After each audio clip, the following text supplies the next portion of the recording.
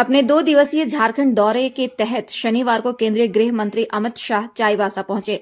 यहां उन्होंने जनसभा को संबोधित किया। इस दौरान उन्होंने 2024 चुनावी शंखनाद करते हुए भाजपा कार्यकर्ताओं को जीत का मंत्र दिया।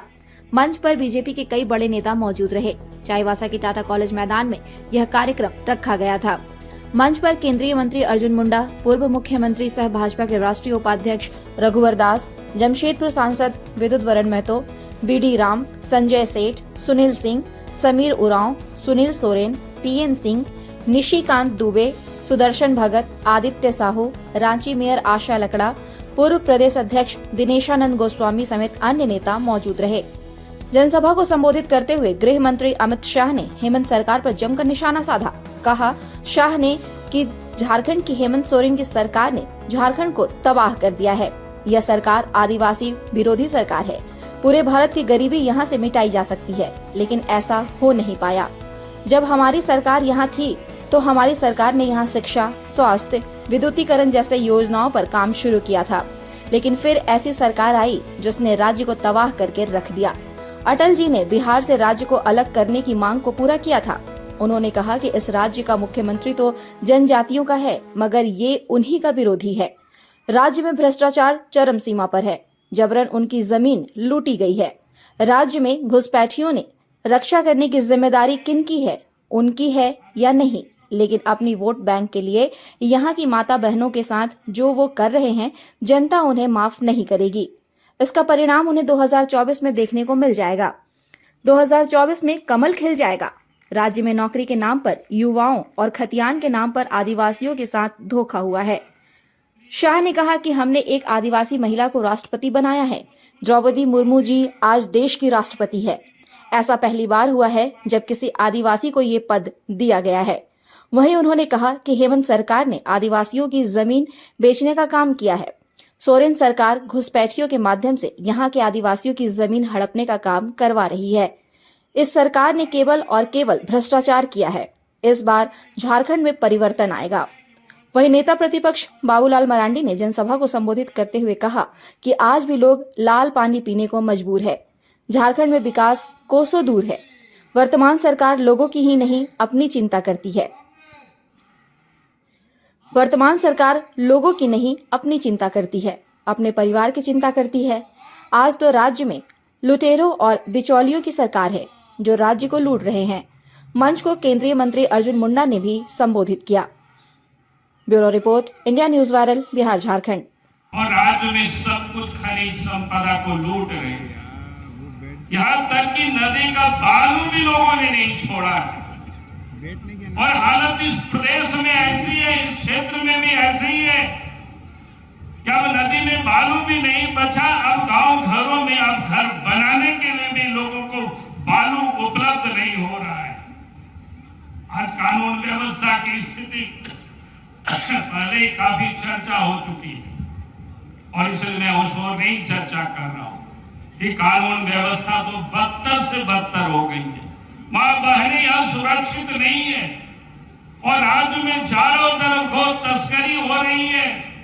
और राज्य के मुख्यमंत्री पुलिसों को कहते हैं अपने दौरे में कि पुलिस को ये गौ तस्कर गोए को ले जाने वालों को पकड़ धकड़ नहीं करेंगे, उनके ऊपर केस नहीं करेंगे। कि आज राज्य अभी लुटेरों का अड्डा बन चुका है। मैं कहूंगा कि इस राज्य में जो आज लुटेरी सरकार है, उस सरकार से आप हमें निजात दिलावे, यही निवेदन और यही अपील करके मैं अपनी बातों को समाप्त करता हूं। मेरे साथ बोलिए, भारत माता की। क्यों भाई, क्या हो गया है चाईबासा वालों की आवाज को? अरे ऐसी आवाज नहीं चलेगी। परिवर्तन करना है या नहीं करना है? जोर से बोलिए, करना है या नहीं करना है? सरकार बदलनी है या नहीं बदलनी है? तो मेरे साथ दोनों हाथ उठाइए, विजय के संकल्प का मुट्ठी दीजिए और प्रचंड आवाज से बोलिए, भारत माता की, भारत माता की, भारत माता की। स्वाभिमान का क्षेत्र अनेक आंदोलनों का क्षेत्र रहा। यहां अपने अधिकार का संघर्ष, अधिकार की मांग बहुत पुरानी रही है और ये क्षेत्र हमेशा देश की आजादी के लिए भी अग्रसर रहा है। यही धरती के अंदर इतनी बड़ी समृद्धि है, इतनी खनिज संपदा पड़ी है कि पूरे भारत की गरीबी यहां से मिटाई जा सकती है। परंतु हमारे समय में पूर्ण बहुमत की एक सरकार बनी। जब अर्जुन मुंडा जी सरकार में थे तब बहुमत पूर्ण नहीं मिला। रघुवर दास जी को पूर्ण बहुमत मिला। हमारी सरकार ने इस क्षेत्र के अंदर शिक्षा, रोड, विद्युत, सब प्रकार के काम शुरू किए, मगर उसके बाद में यहां पर एक ऐसी सरकार आई जिसने झारखंड को तबाह कर रख दिया है। आज मैं पूछना चाहता हूं,